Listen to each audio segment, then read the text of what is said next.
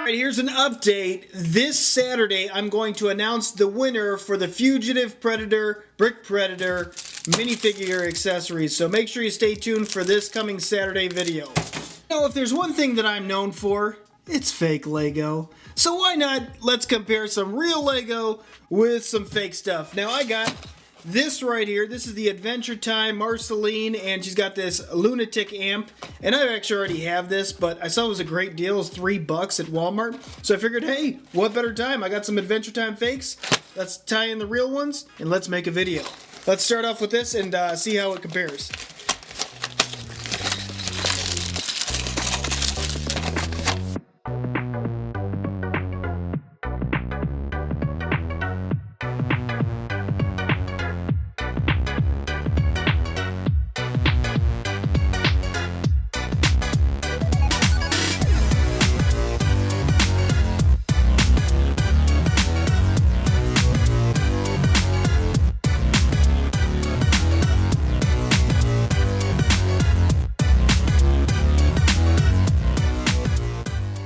Like I already said, I have this set, but I actually paid full price for it already. But $3 is $3, and I really do like this design. I know there's like 3 different versions of this that you can make. I just think this lunatic amp is really cool. I like the fact that it has spider legs, and just their ingenuity where how they created the amps. I thought is it's just a really creative way to do it. You got these sweet flames coming off the back. This just reminds me of something like that would come up in the Lego movie or Lego 2 movie. Just a wacky design. I don't ever think I've seen anything like this in the actual Adventure Time show. Rest in peace. And then you have Marceline. Marceline's done very well. The only complaint that I have with this is the fact that the top of the guitar it's not seated in there completely, so it tends to fall out. But the overall look to it's done pretty well. I think I should flip this the other way, sorry. This needs to go on like this. Yeah. But I like the overall printing on the character. Let me take the guitar out.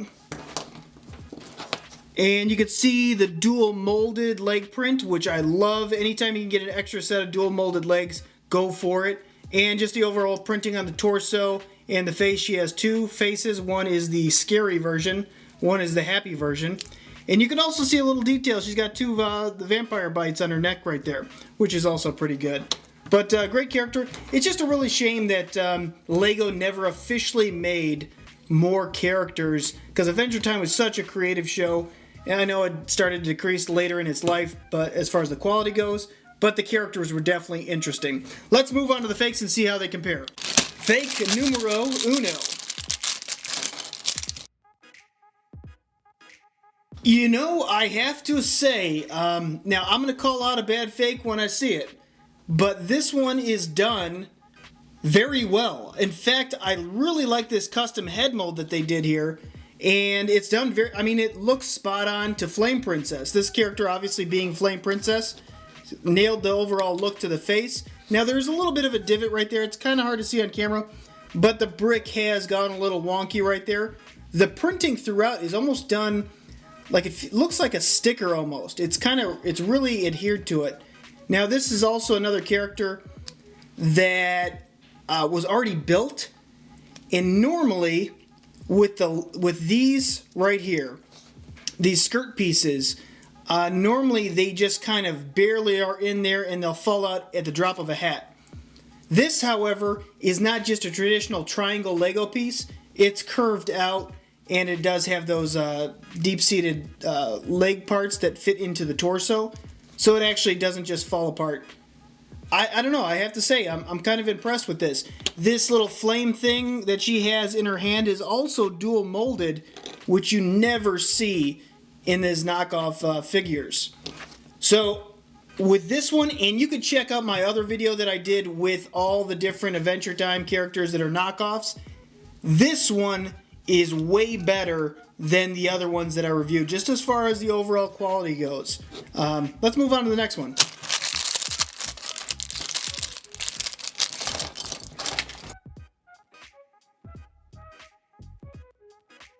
Oh boy, okay, just when, we started off okay, and then we went on to this. Now, I want to say this guy is Party Pat. It's been a while. I know it's the guy like inside the monster. He's dancing around, doesn't realize he's inside the monster. This character, look at him. He looks like he's been through a few stress tests today.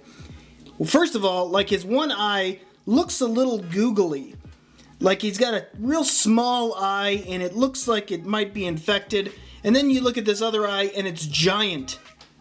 And his face is smushed in, the paint is all wrong. His head is like a different plastic. So I had to jam it into the socket. Jam it in order to even fit it in there. And it doesn't go in all the way. I'm not even joking. Like, this is really bizarre in how they did this. I have no idea. I don't know if it's the same one who made this. But either way, this is a total failure. You can see that his hairprint doesn't have any paint on it. So he just got like this divot in his head. The painting on this is terrible. Just absolutely terrible. His hat looks like it's been through a meat grinder. It's like chipped up on all the sides. Ironically, they had time to put patches on him on the back elbows, but they didn't have time to actually print the front face correctly. Next figure.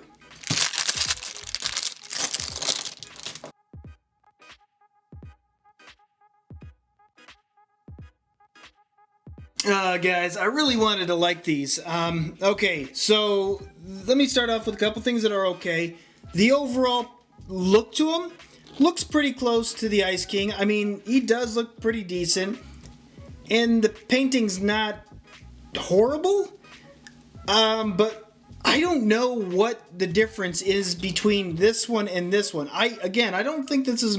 I thought this was made by the same company. I could be wrong. But where it starts getting really wonky is the actual bricks to this. So this brick, look, it's like too wide on the bottom. The clutch power is not existent. It is literally just kind of hanging in there just by the fact that it's a circle in a square part. That's it. There is no clutch power, and he falls out every time. Even on the top of the head, it's barely hanging on. So I think you could feel it. It's like a cheaper, flimsier plastic. It's really not done well. I really wanted to like this because Ice King's such a great character. And he also does come with Gunther. Gunther, one of the two, I can't remember. He's not a brick. He's just a Gunther. Which is disappointing because you can't really mingle him within the brick world. So he looks out of place. He doesn't look like he fits in. This is a really bad character. It's sad because it started off really good, and then it just really decreased as we went on. Alright guys, gotta give a shout out to Banana Bro. He had the top comment in the last video I did. So again, check out this Saturday's video. Make sure you're there for it, because I'm going to announce the winner of that Predator Fugitive minifigure set by Brick Predator. That's what I have for today. If you like this video, make sure you click the thumbs up button, and don't forget to subscribe, and until next time, you can help us take a gander.